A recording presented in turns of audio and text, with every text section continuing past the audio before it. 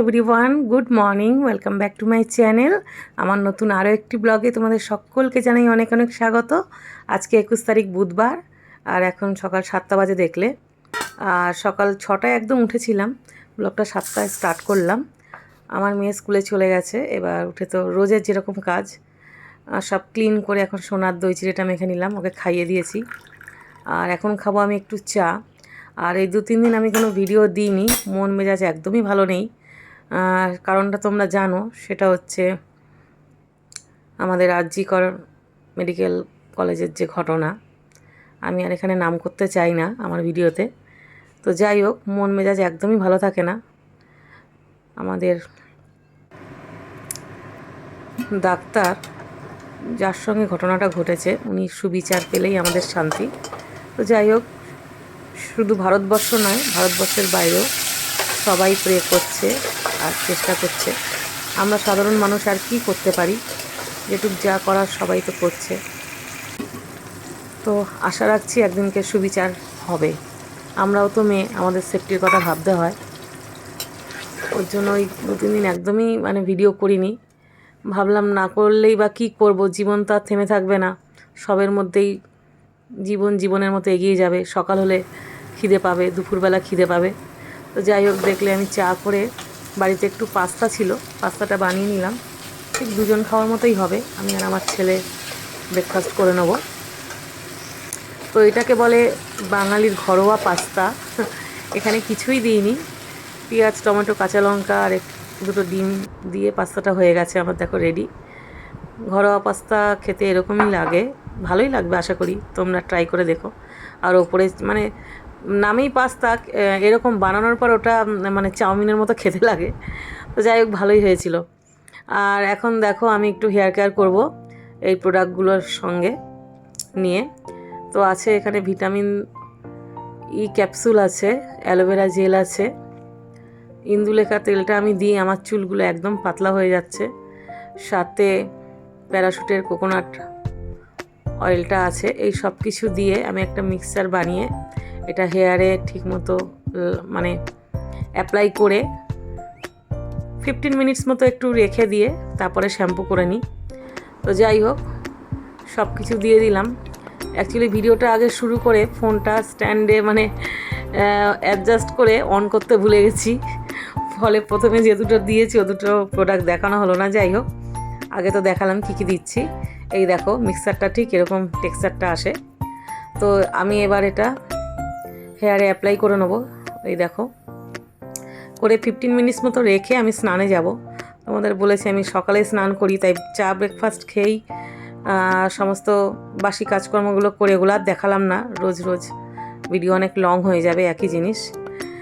তো আমি 15 মিনিট মতো রেখে তারপর আমি চলে গিয়েছিলাম স্নানে। এই দেখো, আমি স্নান করে বেরিয়ে এসেছি। আর স্নান করে এসে আমি এই হেয়ার সিরামটা মাথায় দিয়ে, এটা ম্যাট্রিক্সের, তো 4-5 ড্রপ নিলেই হয়ে যায়। আমার মাথার চুলও বেশি ভলিউম নেই, যাই হোক চুলগুলো খুবই কমে গেছে। তারপরে দিয়ে নিচ্ছে আমি পুজো। এই যে আমার গোপাল সোনা বসে আছে।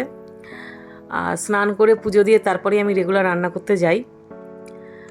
আর তার মাঝে দেখো, আমাদের নিচে কি সুন্দর ফুলগুলো, রেগুলার যেহেতু বৃষ্টি হচ্ছে, গাছপালাগুলো একদম সতেজ আছে, খুব সুন্দর দেখতে লাগে চারিদিকটা। আর এই দেখো, আমি এখন বসিয়ে দিয়েছি রান্নাটা, লাঞ্চ দুপুরে। আজকে করছি ভাত, মুসুরির ডাল আর লোটে মাছের ঝুড়ি। এ দেখো, আলুটা আমি ভেজে রেখে দিয়েছি, লোটে মাছটা দেখো রেখেছি, নুন হলুদ মাখাবো। আর সব ফুটছে একই সাথে, 3টে গ্যাসে বসিয়ে দিয়েছি, 3টে ওভেনে। আর এই দেখো, লোটে মাছ থেকে কত জল বেরিয়েছে, চিপে চিপে দিয়েছি তারপরেও জল বেরিয়েছে। তো আমি গোটা লোটে মাছ দিয়ে এরকম নাড়িয়ে নিই, ওই সেদ্ধ করে ছাড়িয়ে নিলে কাটার সঙ্গে না অর্ধেক মাছ পড়ে যায়, ওর জন্য আমি একসঙ্গে গোটা দিয়ে আমি আর আলাদা করে কিছু করি না। আর এই দেখো, আমার ফুটছে, ভাতটা উপর করে দিয়েছি, হয়ে গেছে। ডালটাও রেডি। এবার ডালের মধ্যে আমি একটু সাম্বার দেবো, সেটাই রেডি করছি। ডালটা খেতে এত অপূর্ব হয়েছিল যে তোমাদের কি বলবো। ডাল আমার খুবই পছন্দের, ডাল হলে আমার কিছু আর লাগে না, তার মধ্যে ভীষণ টেস্টি হয়েছিল ডালটা। তো যাই হোক, ডাল হয়ে গেছে। আর লোটে মাছটা এদিকে দেখো শুকিয়ে গেছে, কত জল বেরিয়েছিল, অনেকক্ষণ ধরে মাছটা আমি করছি। তো চলো রান্না করে লাঞ্চটা করে নেব। লাঞ্চ করে দেখো আমি বেরিয়ে গেছি একটা কাজে আমাদের সোসাইটির মধ্যেই। আর এই দেখো গোলাপ ফুলগুলো কি সুন্দর লাগছে, 3-4 রকমের গোলাপ দেখো পরপর গাছগুলো এখানে রয়েছে। তো ফ্রেন্ডস, আমি আমার বাইরের কাজ সেরে বাড়ি চলে এসে সোনাকে নিয়ে একটু শুয়েছিলাম। আর আমার মেয়ে কখন এই ভিডিওটা দেখো শ্যুট করেছে আমি জানি না, তো ভাবলাম তোমাদেরকে একটু শেয়ার করি। সোনা এরম করে আমার সাথে শুয়ে থাকে। আর তারপরে দেখতে দেখতে সন্ধে হয়ে গেছে। সন্ধেবেলা এত মেঘ করেছে, কালো হয়ে এসছে। এই দেখো বলতে না বলতেই মানে বৃষ্টি কাকে বলে, বজ্র বিদ্যুৎ মানে কি বলবো, বিদ্যুৎ সহ মুষলধারায় বৃষ্টি হচ্ছে, আর কিচ্ছু বলার নেই। সন্ধেবেলা ভাবলাম বাজার হাটে যাবো একটুখানি, এবার কি করে বেরোবো তোমরা বলো। তো যাই হোক, বেরোতে তো হবেই, ঘরে কিছু নেই। দেখি বেরিয়ে কত দূর যেতে পারি। কি বিদ্যুৎ চমকাচ্ছে দেখছো, শব্দ কি, বাপরে বাপ! মুষলধারায় বৃষ্টি হচ্ছে। আমার ফোনের ক্যামেরায় তেমন ভালো বোঝা যাচ্ছে না, কিন্তু প্রচণ্ড জোরে বৃষ্টি হচ্ছে। তার মধ্যেই দেখো আমরা গাড়ি করে ভাবলাম বেরোই, তো বেরিয়ে তো পড়লাম, কিন্তু সামনে কিছু দেখা যাচ্ছে না, মানে খুব খারাপ অবস্থা। এই দেখো কি বৃষ্টি শুরু হয়েছে, টানা 3.5 ঘন্টা বৃষ্টি হলো, কিছুই কিনতে পারিনি। আমরা সোজা বাড়ি চলে এসেছি, কিছু না নিয়ে, মানে নামতেই পারিনি। আর এসে দেখছি সোনা ভয়ে কেঁপে সোফার ভেতরে ঢুকে যাচ্ছে, কিচ্ছু করার নেই। কি ভীতু! ও বিদ্যুৎ চমকালে প্রচণ্ড ভয় পায়, ওর বডি পুরো দেখো তোমরা থরথর করে কাঁপছে। ওই দেখো